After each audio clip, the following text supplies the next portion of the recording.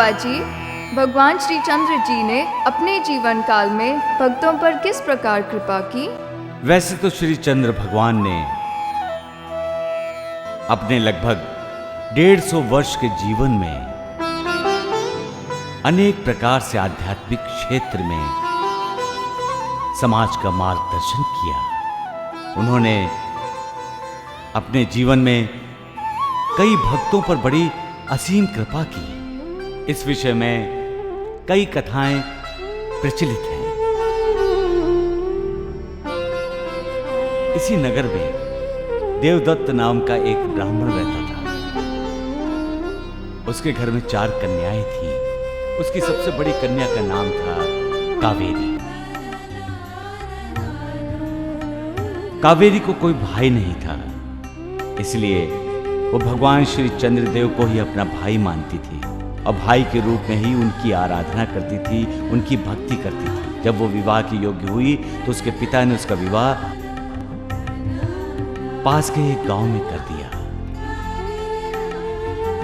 ससुराल में आने के बाद भी कावेरी के भाई के प्रति प्रेम में कोई कमी नहीं आई। वो पहले की ही भांति भगवान श्री चंद्र की भाई के रूप में आराधना करती रही। उसके परिवार के लोग, उसकी सास, उसकी ननद, उसका पति कावेरी के इस भक्ति भाव को शक की निगाह से देखते थे। और एक दिन, अब क्या बताऊं मौसी, अब बता भी देना मुई। मैं तो भैया को समझाते समझाते थक गई हूँ, लेकिन उनके कान में तो जूं तक नहीं रहती। अब देखो ना, हमारी पड़ोसी की बहू निर्मला आए दिन अपना सूटकेस उठाकर अपने मायके चली जाती है। पूरे खानदान को उस अकेली नहीं कठपुतली की तरह नचा के रखा हुआ है। हाय रे दैया, काजल तेरी बात तो 100 आने सच है, लेकिन मैं औरों की बहू की क्यों सोचूं? मुझे तो अपनी खुद की बहू ने जो परेशान करके रखा हुआ है। अब तू क्या मेरा मुंह ताके हुए यहाँ खड़ी है? चल ना मुई। एक बात कहूँ मौसी? पहले बैठ, आ तू, थक गई मैं तो। हाँ, अब क्या कह रही थी तू? लेकिन मौसी, तुमने भी उस वक्त मेरी बात नहीं मानी। काश अगर तुमने उस वक्त मेरी बात मान ली होती तो आज ये दिन तो नहीं देखने होते। क्या करूं काजल, उस समय मेरी मती जो मारी गई थी। मुझे क्या पता था कि इस भोले भाले चेहरे के पीछे एक नागिन छुपी हुई है। इसके पहले कि ये नागिन डंक मारे, इसके फन को कुचल देना चाहिए। इसी में एक औरत की समझदारी होती है। तो सही कह रही है। अरे बहू, कहाँ चल दिए आप? माँ जी, आज रक्षाबंधन का त्योहार है। मैं भगवान श्री चंद्र को राखी बांधने के लिए उनके मंदिर जा रही हूँ।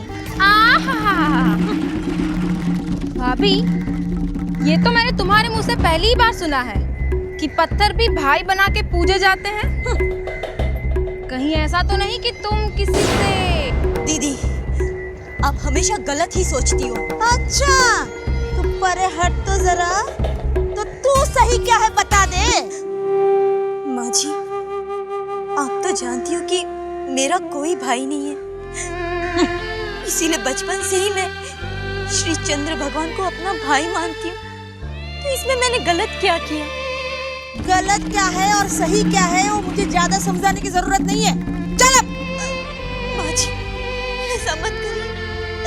आज के दिन मुझे जाने दीजिए, मुझे मत रोकिए। मैंने तुझे कहा ना, तू कहीं नहीं जाएगी। चल अभी।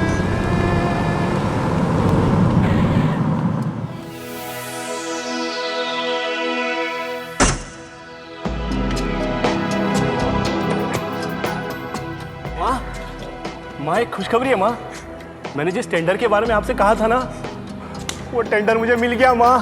अरे टेंडर की बात छोड़, इज्जत की बात कर, इज्जत की। इज्जत?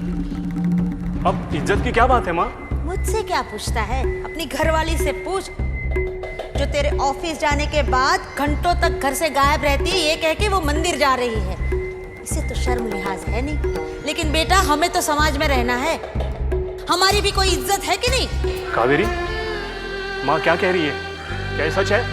आप मेरा विश्वास कीजिए, ये सब झूठ है। अरे ऐसा सपने में भी सोचना मेरे लिए पाप है।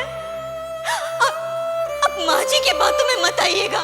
बस बस बस, मैं मैं खूब समझती हूँ तेरा क्रिया चरित्र, मुझे सब पता है। हाँ माँ जी, आप ऐसा क्यों कर रही हो?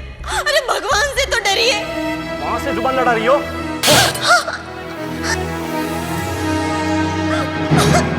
छोड़ दीजिए मुझे। काजल, अब जाके तेरे भैया की आंखें खुली है, अब देखना कावेरी का क्या हाल होता है। छोड़ दीजिए मुझे।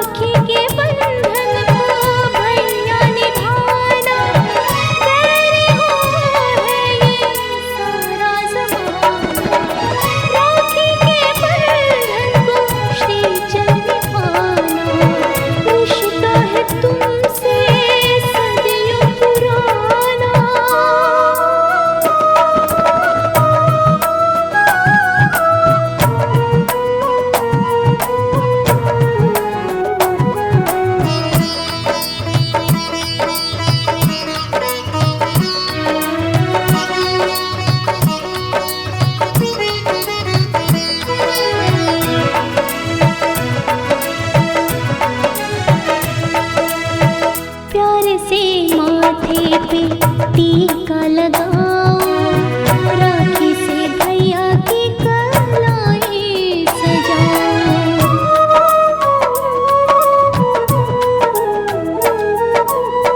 प्यार से माथे पे टीका लगाओ, राखी से भैया की कलाई सजाओ।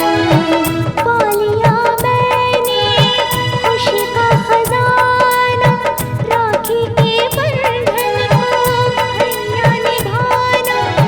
तेरी हुआ है ये सारा ज़माना, राखी के बंधन को श्रीचंद निभाना।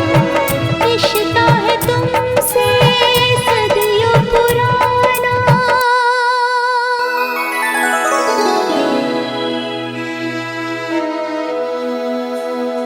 मुझे माफ कर दो कावेरी, मुझे माफ कर दो।